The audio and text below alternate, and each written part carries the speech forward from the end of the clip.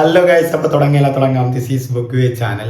2026 March 19 release ചെയ്യാൻ പോകുന്ന ഒരു മലയാള ചലച്ചിത്രമുണ്ട്. കേരളത്തിലുടനീളം ഒരുപാട് ഫാൻ ബേസ് ഉണ്ടാക്കിയ ഒരുപാട് ക്യാരക്ടേഴ്സ് ഉള്ള ഒരു പടം. ആദ്യ ഭാഗം തിയേറ്ററിൽ പരാജയമായിരുന്നിട്ടും രണ്ടാം ഭാഗം വൻ ഹിറ്റായി. ഇപ്പോൾ മൂന്നാം ഭാഗം എല്ലാവരും വൻ ശ്രദ്ധയോടെയും എക്സ്പെക്റ്റേഷനോടെയും ഇരിക്കുന്ന ചിത്രം. അതെ, ആട് ഫ്രാഞ്ചൈസിൻ്റെ മൂന്നാമത് ചിത്രം ആട് 3 റിലീസ് ചെയ്യാൻ പോവുകയാണ്. അപ്പോൾ അവരതിൻ്റെ ട്രെയിലർ റിലീസ് ചെയ്തിട്ടുണ്ട്. അത് നമുക്കൊന്ന് കണ്ടുനോക്കാം. അപ്പോൾ അതിൻ്റെ പ്രധാന കഥാപാത്രങ്ങൾ ആര് എന്നൊക്കെ ഞാൻ പറഞ്ഞു തരണ്ട. എന്നിരുന്നാലും ജയസൂര്യയാണ് പ്രധാന നായകനായിട്ട് വരുന്നത്. മിഥുൻ മാനുവൽ തോമസ് ആണ് സംവിധാനം ചെയ്യുന്നത്. ഫ്രൈഡേ ഫിലിം ഹൗസിൻ്റെയും വിജയ് ബാബു, വേണു കുന്നപ്പള്ളിയൊക്കെയാണ് ഈ സിനിമ പ്രൊഡ്യൂസ് ചെയ്യുന്നത്. ആൻഡ് നമുക്ക് അതിൻ്റെ ട്രെയിലർ കാണാം. Friday film house. ആകാശത്തിനുമപ്പുറത്ത് ഏതോ ഒരു ലോകത്ത് നിന്നാ ഇത് വന്നിട്ടുള്ളത്. അങ്ങനെ ആ കാരണവന്മാരും ഞങ്ങളോട് പറഞ്ഞു തന്നിട്ടുണ്ട്. എന്തോ അജ്ഞാതമായ ശക്തി ഇതിനുണ്ടത്രേ.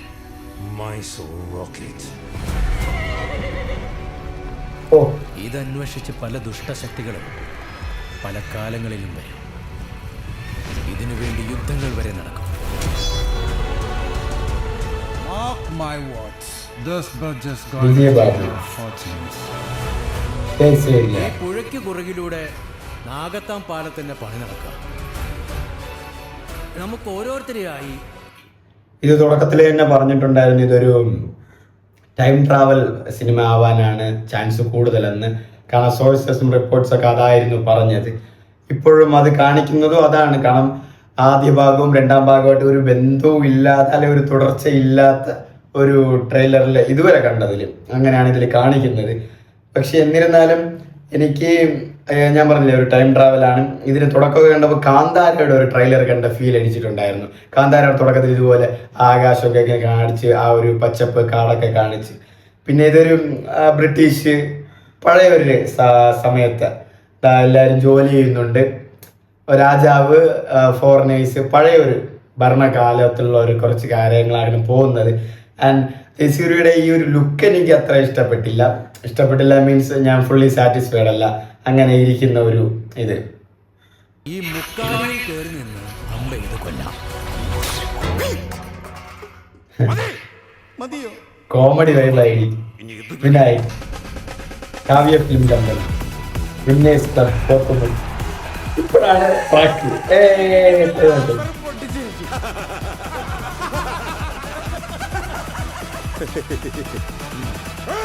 പാലം പൊളിച്ചിട്ടാണോ നീ കാശുകാരനാകുന്നത്?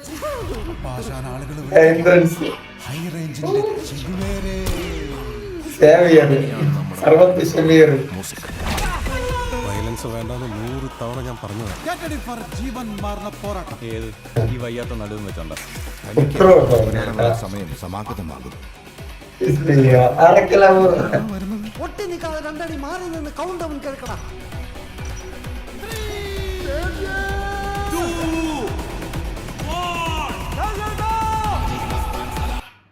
ഇപ്പൊ ട്രാക്ക് വരുന്നുണ്ട്, സിനിമ ട്രാക്കിലേക്ക് വരുന്നുണ്ട്. ടൈം ട്രാവലാണ്. ഇപ്പം കണ്ടപ്പോൾ ആ ഒരു ഇൻട്രസ്റ്റ് തോന്നുന്നുണ്ട്, ആ ഒരു വൈബ് തോന്നുന്നുണ്ട്. കാരണം നമ്മൾ ആ പഴയ ക്യാരക്ടേഴ്സ്, ഷാജി പാപ്പൻ, അറക്കൽ ബാബു, സാത്താർ സേവിയർ, സർവത്ത് ഷമീർ, എന്തൊക്കെ പേരാണല്ലേ. പേരിൽ തന്നെ അവർക്കൊരു ആ ഒരു ക്രിയേറ്റ് ചെയ്യാൻ പറ്റുന്നുണ്ട്. പിന്നെ ധർമ്മജൻ, എല്ലാവരും ആ കോമഡി. ഇപ്പൊ ആ ഒരു ട്രാക്ക് കിട്ടുന്നുണ്ട്.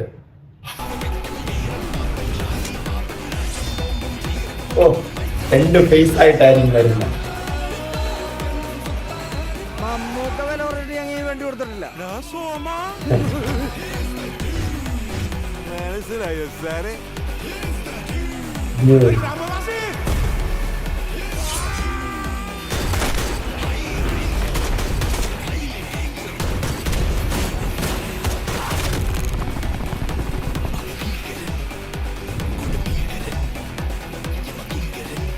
സൈറൺ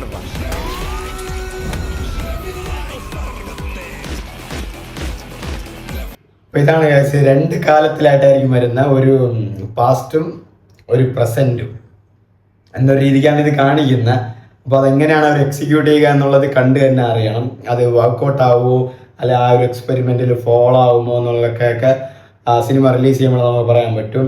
പക്ഷെ എന്തൊക്കെ പറഞ്ഞാൽ ആ ഒരു പാസ്റ്റിലയുടെ ആ ഒരു പ്രസന്റ് നമ്മൾ ആ ഒരു ഇഷ്ടപ്പെട്ട ആ ക്യാരക്ടേഴ്സിന് ആ ഒരു മോഡിൽ ആ ഒരു ഡെക്കറേഷനിൽ കാണുമ്പോൾ ഒരു വൈബ് വേറെ തന്നെയാണ്. കാണാൻ തന്നെ ഒരു സന്തോഷമുണ്ട്.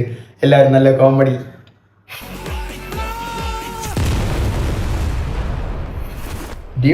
എന്റെ ബാക്കിൽ ബാങ്കോക്കും മുന്നിൽ മയാമിയുമാണ്. Come to daddy. No compromise.